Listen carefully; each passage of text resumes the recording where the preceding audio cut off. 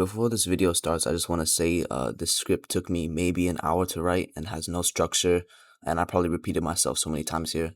It's just I haven't uploaded in a long time, and I feel like I have to get one out sooner or later, so just keep in mind that this video is probably ass. Hajime Kashimo is one of the most conflicting characters in the Jujutsu Kaisen universe. Some fans claim he scales to the top of the power rankings, and most of the fanbase says he's a fraud who farmed the Edo era and Tokyo #2 colony. In this video, we'll be determining whether he's actually as strong as his fans say he is, or whether the rest of the fanbase is right. So one of the biggest arguments against Kashimo is his lack of on-screen wins. Kashimo has a total of 3 major fights in the manga: Panda in the Culling Game arc, Hakari a few chapters later, and Sukuna later in the story. Out of all these fights, Kashimo has 1 win, and this is when he destroys Panda in chapter 184. In this short fight, he demonstrated a large strength and speed gap between him and the semi-grade 2 sorcerer, which to be honest, is not a valid feat to compare him to the likes of Yuta and Kenjaku in the top 3 and top 4. Now before we go into the Hakari fight, which is his biggest demonstration of where he is in the power ranking, we're going to digress a bit to explain his abilities first. Hajime Kashimo is most famous for his unique one-time curse technique, Mythic Beast Amber. Now this technique allows him to have improved agility, electromagnetic waves to vaporize objects, and basically manifest phenomena out of his cursed energy. However, due to the change it brings on his body, Kashimo would die after the completion of this technique. Kashimo uses in his fight against Sukuna to go head-to-head with a largely weakened Megana after his fight with Gojo, and making X-ray eyes to observe Sukuna when he transformed. However, Kashimo normally fights with his cursed energy output.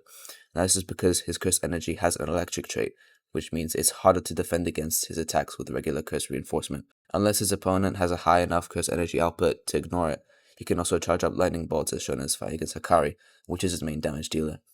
One thing he also has, which some people often ignore, is that Kashimo has his own sure hit without the need for domain expansion. This is by separating his cursed energy charges, giving his opponent a positive charge and discharging his own negatively charged energy to the same target. To simplify, he's able to tear a target apart with a sure hit through the air.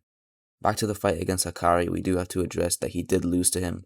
However, Kashimo edged him out in hand-to-hand combat by adding more pressure, landing more blows, and seeming to have more control in their exchanges, while also having an extremely dangerous and volatile cursed energy trait. He also landed several fatal blows, the fight only continuing due to Hakari's jackpot. However, Hakari showed more adaptability to Kashimo's electrolysis in the bay and used the environment better than Kashimo. But one way to look at this fight is that Kashimo outclassed Hakari in combat multiple times, only he didn't die and kept coming back due to jackpot. Now, I'm not saying that Hakari is carried by jackpot, that's what makes his character and fighting style, but what I will say though is that Hakari fought smarter than Kashimo, especially at the end, and jackpot is simply a bad matchup for him. After analyzing his abilities, he's no doubt in the top 10 strongest characters in JJK. His base form without Mythic Beast Amber, which is the one we saw against Panda and Hakari, would still be in the upper echelon of the cast in regards to strength. However, the thing with Kashimo is that it's hard to gauge who specifically he ranks above or below. Out of his 3 fights, he faces opponents of different levels in Panda, Hakari, and then Sukuna. With these increments, we know how much he scales above Panda, where he is around Hakari, and whether he is above or below him. But the thing with JJK is that the fights are supposed to be unfair to make the scaling unfair and to cause disputes. For example, just take Gojo vs Sukuna. Sukuna inhabiting Megami's body, which is a direct counter to Limitless, even though Gojo arguably had the better performance. Because of this, we would never know who would actually be stronger without making assumptions, because the two had never had a fair fight. This is a running trait in JJK and most battle manga, because matchups and fairness matter more than power scaling normally considers. This is why it's so hard to gauge Kashimo, because technically he was also throwing hands with Sukuna, except it was a Megana who just got clapped by Gojo while he had one hand. But trying to count his pure ability and power, I would put him around 7th strongest.